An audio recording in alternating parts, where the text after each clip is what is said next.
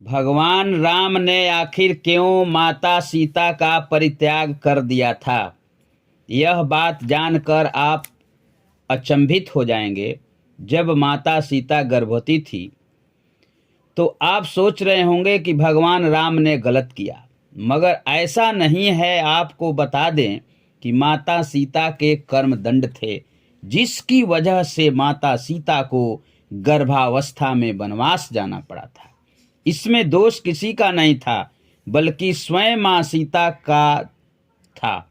जी हाँ, पद्म पुराण में लिखा है, जब सीता मात्र 5 वर्ष की थी, तब एक दिन वह अपनी सहेलियों के साथ बगीचे में खेलने गई थी।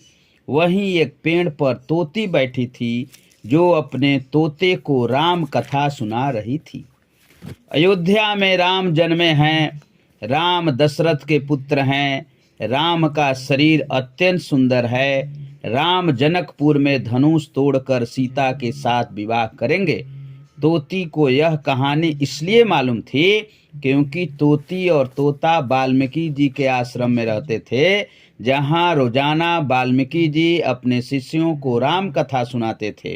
तो इस तोते ने भी राम कथा खूब सुनी थी और रट भी ली थी। उसके बाद तोती और तोता उड़ते उड़ते जनकपुर चले गए। वहीं पर तोती अपने तोता को राम कथा सुना रही थी।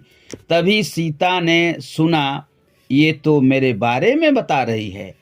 तो मौका देखकर माता सीता ने चुपके से तोती को पकड़ लिया और उसे पिंजड़े में कैद कर दिया। सीता बोली कि तुमने बहुत बढ़िया कथा सुनाई है, सुनाओ।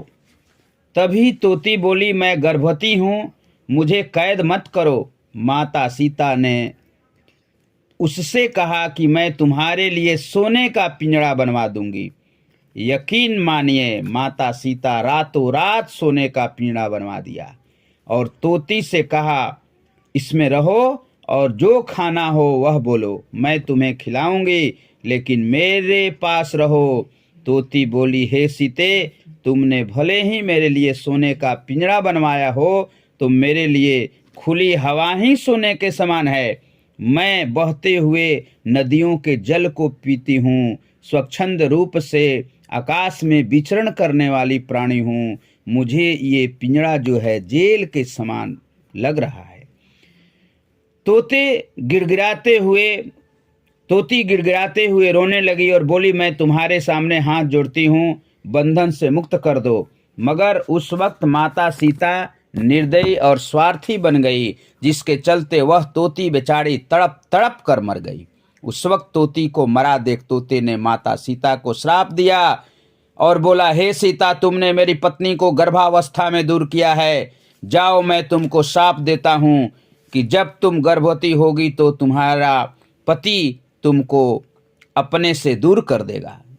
जी हाँ दोस्तों, अब बात साफ साफ पद्म पुराण में लिखी हुई है। तोते ने ही माता सीता को शाप दिया था, जिसका परिणाम ये निकला कि तोता इस जन्म में धोबी बनकर आया और आज उसी धोबी के कहने पर राम ने सीता को त्याग कर दिया।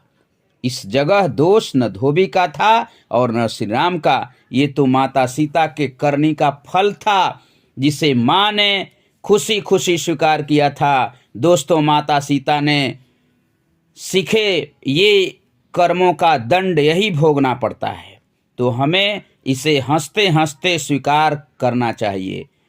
हंसते हंसते कर्मों का फल स्वीकार कीजिए और भोगिए। कर्मों का फल भोगने से हमारे भगवान नहीं बच पाए, यहाँ हम तो उन्हीं के बनाए हुए इंसान हैं।